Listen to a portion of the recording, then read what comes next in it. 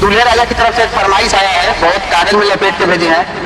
बहुत ही पारिवारिक गाना लग रहा है। तो इस गाने का बोल है गावाना कोई बिछावाना कोई हाय रे हाय रे हाय रे हाय गावाना कोई बिछावाना कोई नकस नथिया हटाई दियो रे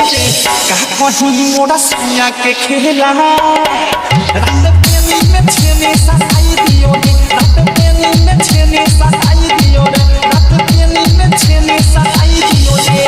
दूल्हा ऐसा फरमाइश करेगा। चलिए हमको क्या हमको गाना है, तो गाने को प्ले करेंगे।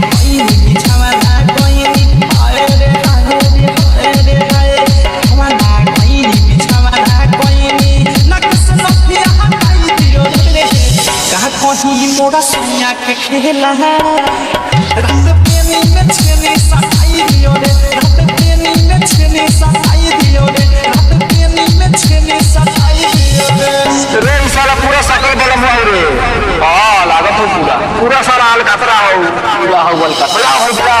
DG double DG double DG double DG double DG गाँव से सुपना हमार भूखे कपार दूसर पालन संभार से जानी जिहार सुखले बिहार वो खाता उनका बिहार से है आही दे माई सुपना हमार भूखे कपार दूसर पालन संभार से जानी जिहार सुखले बिहार वो खाता उनका बिहार से है ओखदे सुखाबे मना आला चावे आही रे माई ओखदे सुखाबे मना आला चावे जगे पता के फटकाई दियो रे का कहीं मोरा सैया के खेला रात पेनी में छेने सताई दियो रे रात पेनी में छेने सताई दियो रे रात पेनी में छेने सताई दियो रे DG double DG double DG double DG double DG double DG double DG गाँव से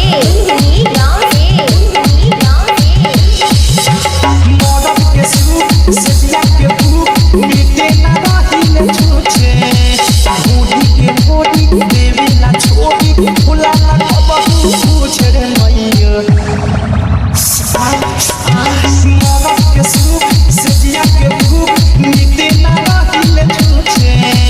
बूढ़ी के मोड़ी देवी ना छोड़ी भुला ना कबहू पूछ रे मैया शादी खैनी कबहू ना खैनी हाय रे हाय रे हाय रे हाय शादी खैनी कबहू ना खैनी मुखे जे चित बताई दियो रे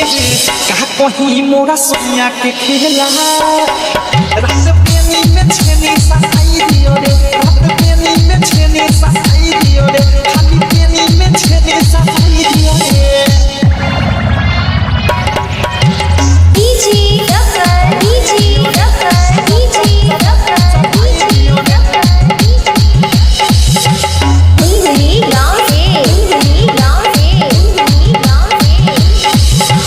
बिकी विशाल मुझे ना हाल अवधे सबसे मिलकर कोई